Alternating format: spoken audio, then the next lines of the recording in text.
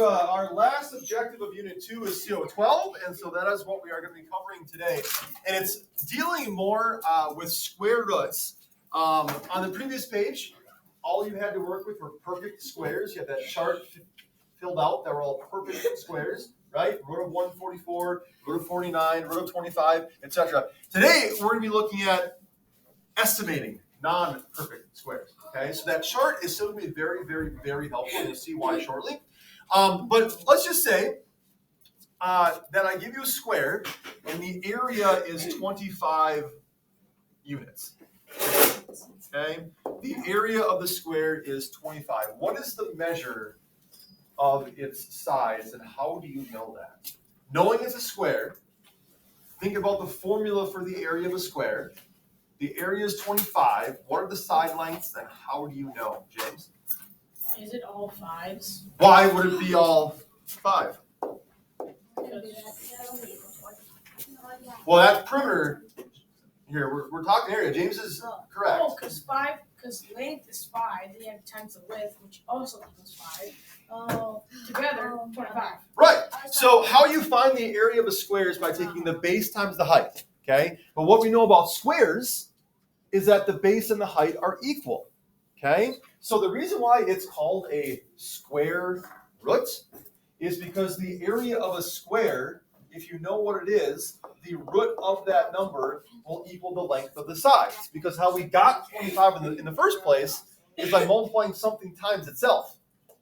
That's why it's a square, right? So to go from the area to the side lengths, you would take the square root. Another example that's not written here, but we'll just go with it here. If I tell you the area of a square is 81,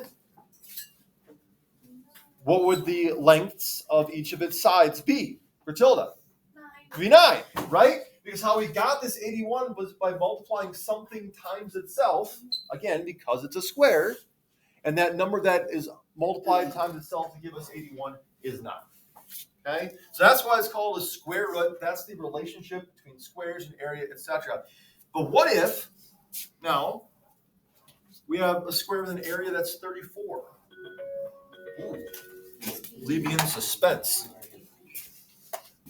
Yellow. Good morning. Oh, my bad. I will do it now.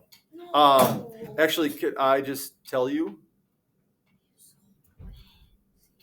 Yes, Jillian. That's it. Sorry about that. Okay, bye. Forgot to do attendance. So bad.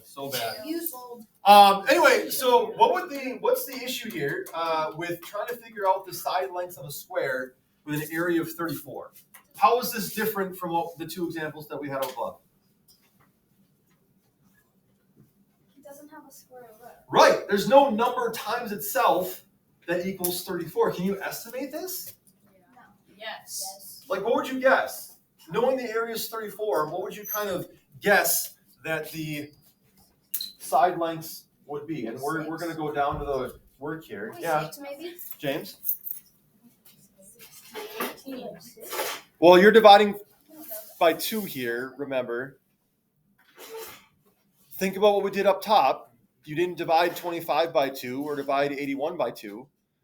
If the area is 34, that means we're looking for some number that when you multiply it times itself is going to be about 34. 6. It'd be 6, right? And how would you come up with that? Because 6 times 6 equals 36. And 36 is super close to 34. So here's where that chart yesterday is going to be super helpful. Okay, flip back to CO11 quick. Everyone flip back in your binder. Flip back in the binder to CO11 and take a look at that square root chart. On your chart, you see the root of 25 and you see the root of 36, right? In between those numbers would be the root of 34 if it were a perfect square, but it's not. So what James did is saying, okay, well, 34 is between 25 and 36, which means I know its root has to be between 5 and 6. Because if the root of 25 is 5, and the root of 36 is 6, and root 34 is between there, it's going to be somewhere between 5 and 6. Now, James, how'd you know it was going to be closer to 6 and not closer to 5? because 25 is not close to 34. Right, 34 is a lot closer to 36 than it is to 25, which means that, you know, kind of our halfway point there, if we thought about that as like 5.5, halfway between 5 and 6, the root of 34 is going to be on that side of it because it's closer to 36 than it is to 25. So I don't want you to write 6 as an answer. Okay, we want to be a little more accurate than that. What decimal could you use that would be a better approximation for the root of 34 than just saying 6? We know it's somewhere between 5 and 6. We know it's on this side of 5.5 even. What decimal would be a better estimation of the root of 34 other than just saying, well, it's 6? Yeah. 5.8. 5.8 is pretty close to 6, but a little bit less. 34 is pretty close to 36, but a little bit less. I would also accept 5.9. I would accept 5.7. And even in the spirit of Christmas, I would accept 5.6. Okay? This is just an estimate, and all 4 of these answers tell me that you understand that the root of 34 is closer to the root of 36 than it is to root of 25. So our value is going to be closer to 6 than it is to 5. Okay? We'll do another one, and then I'll ask for questions. All right, let's take a look at the root of 180. Root of 180 is not on your chart on CO11, is it? Okay. Now, what 2 perfect squares would it be between? Schleifer. 169, 169 and 196. Okay. The root of 80 is between the root of 169 and the root of 196. Which means that the value of the root of 180 is between which 2 integers? 13 and 14, right? Because root 169 is 13, root 196 is 14. If root 180 is between those 2 values, then whatever root 180 equals is going to be between 13 and 14. Follow me so far? Yeah. You with me? Yeah. If you're not, ask. Stop me here. But now we've got to figure out what's it closer to. Is the root of 180 closer to 169 or is it closer to 196? Aiden? 169. It's closer to 169, right? Here, we're only 11 away. Here, we're 16 away. Right? We're closer to 169. Therefore, if we think about this as like 13.5, halfway between 13 and 14, which side of half is our decimal going to be on? 13. It's going to be closer to 13, right? It's going to be somewhere over here. What estimate? What decimal do you think would be a good estimate? Yeah. 13.3. 13.3. I would accept that. 13.2. 13.2. I would accept that. 13.4. I would accept that. And in the spirit of Christmas, 13.1 as well. I've never been so popular in my life. Yellow. Wait, no. Oh, yes, she can. No. Bye. All right. What's Side. that? Side. Who is she? Oh, a student's going to come over and look for her missing outline, not Mrs. Leachville. Okay. Questions on number 2? No. Okay. I'm scared of it. Remember, you are not able to use a calculator on this test, so you need to know how to do this estimation. You're not just going to be able to put root 5 into your calculator and write down whatever decimal it comes up with. Okay? Spirit of Christmas. That was you looking for your outline? Yeah. I don't know if it's in here or not. Okay. Well, it's nice to see you. Did you have a good weekend? Yeah. Actually, I'm glad I wasn't looking at you. I agree with that. Okay, root 5. Root 5 is not on your table, but what 2 numbers is root 5 between that we can use to help us narrow down this decimal estimation?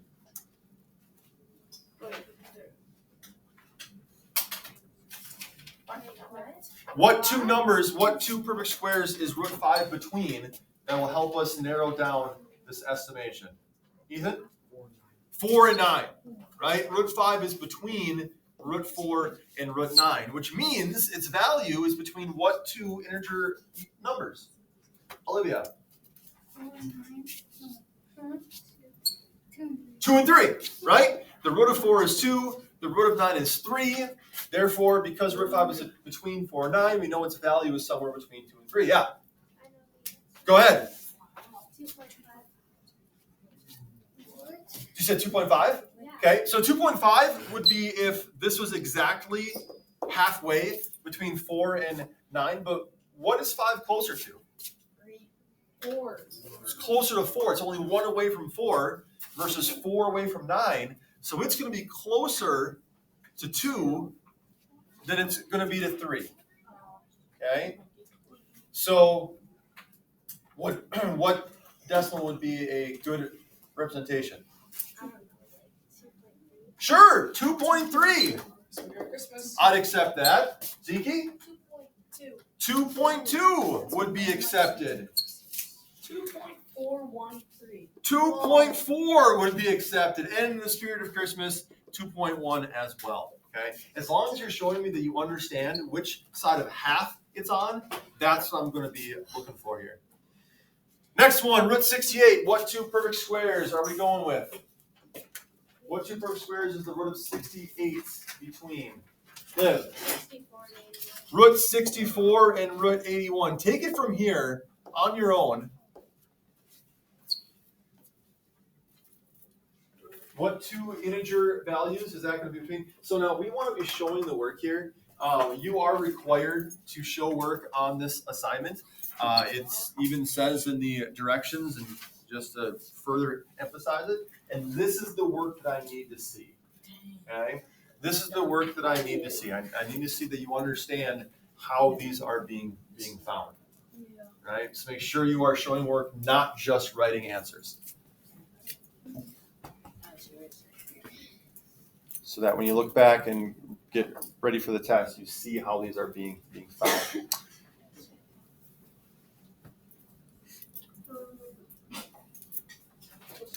All right, give me a decimal that you think would be a good estimation of this. Amelia. 8.2, 8.1, 8.3. Anyone for the spirit of Christmas? 8.4. That would be accepted as well. Okay. And how those folks got that, if you're not sure, is by looking at our perfect squares, seeing that root 64 is 8, seeing that root 81 is 9. We know it's between 8 and 9. Why 8.1, 8.2, 8.3, 8.4? It's because root 68 is closer to 64, which means if this is half, if this is 8.5, it's going to be closer to 8 than it is to 9. Thus, 8.1, 8.2, 8.3, Spirit of Christmas, 8.4. Okay? Questions, comments, concerns, complaints, comments, congratulations, criticisms on this, James? Yes. Spirit of Christmas, would it be 8.5? No, Spirit of Christmas would not be 8.5 because it is clearly closer to 8 than it is to 9. I mean, we're only 4 away from 8 here. We're 13 away from 81. Can't really make an argument that it's halfway between. If this was like, root 72, where it was 8 away from 64 and 9 away from 81, I mean, it is a little bit closer, but not by much. You can make a case for 8.5 then, but not when we have 4 and 13 here. Okay? All right, your homework for tomorrow, we are going to turn this into a 2-day extravaganza. That's crazy. So I'd like you to do these 4 here. It says estimate each square root to the nearest tenth and locate its value on a number line. Show your work. The work that we did up above is the work I want to see here. We did kind of make a number line, right? When we put the 2 numbers it was between and we showed what it was closer to. That's what I'm looking for. On the next page, 4 more to do there. Same directions. Estimate each square root to the nearest tenth and locate its value on a number line. You don't need to go any further than that for tomorrow. Don't cross this bottom part out. We will be doing it. We'll do it tomorrow. But for homework for tomorrow, just the next 8 questions. The 4 on the first page and then the top 4 only on the second page. Work must be shown. Must be shown. If you do your work on a separate sheet of paper, make sure you have that sheet of paper with you so that I can see it. Okay? What's the consequence? Yeah. All right, anything else? She said, what's the consequence? Oh, what's the consequence? Oh, I thought I said there's a consequence. What the consequence is that you will not get credit for the assignment. And you sold numbers. And thus you will ruin your class's chance of Yeah, getting you're done. So, okay? I'm not done with You've got 7 minutes left to work. You can check your answer with a partner. Once you're done, ask me for help as well. But folks, that is how you math. Don't forget to like and subscribe!